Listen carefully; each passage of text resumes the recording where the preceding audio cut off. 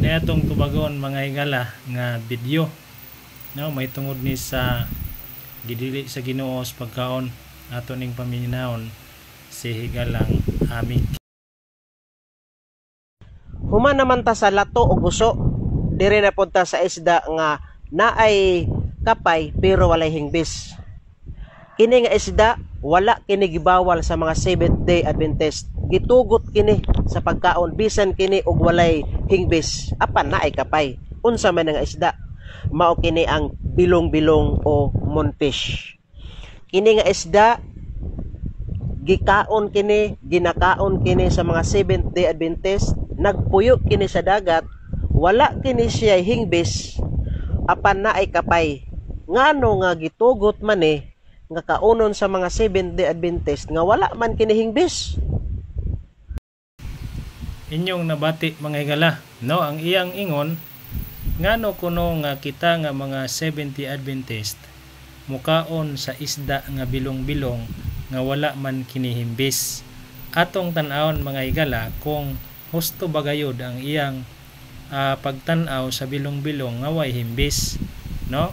Kay mura og dako ra bagyod kaayong sayop, no? Usa unta ta mo atake atong Panginoon ang atong istorya nga kini tinuod. Tan-awan ninyo kining isdang bilong-bilong mga higala.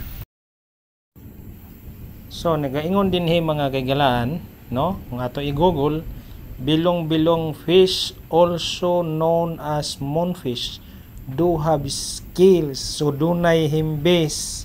Muna nga brother Amik, ayaw in town pag sigig pataka kay delikado na kayo, sige kag tumo-tumo. Sa pamagingon, though they have small and can be difficult to see, no, lisod tan-awon pero dunay himbis. Dili ka mo ingon nga walay himbis mga isda, no, kay ang mga katawan sa Ginoo kami nga mga SDA wala gyud masayop ang Dios nga kana ipakaon sumalas mabasa hingbis og kapay ilhanan sa isda nga makaon, no.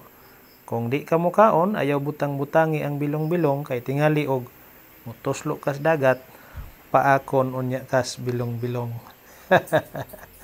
Mo na higala, basahan na balik-balikag yun aron nga imong ma-memorize og dili ka maulawan ining social media. God bless ka.